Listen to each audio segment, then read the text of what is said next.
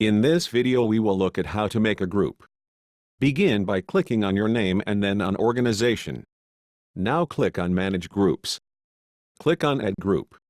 Give the group a name and description. If you want the group to be part of a larger group, then you can select to place this group under an existing group. Click Save. If this was a group that you wanted to delete, you could do so at this point by clicking Delete.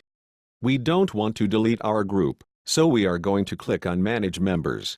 Click on the box to the left of each name that you want to add to the group. You can add other members to this group later by coming back to this screen and adding the users in the same manner. Click on Add Selected. Be sure to add a coordinator to the group. If you don't add a coordinator, then you will need to make one of the group members an owner. If you add a person and then need to remove them, click on the box to the left of the member's name and then click on Remove Selected. Click on the target to the right of the member's name that you want to make the group owner.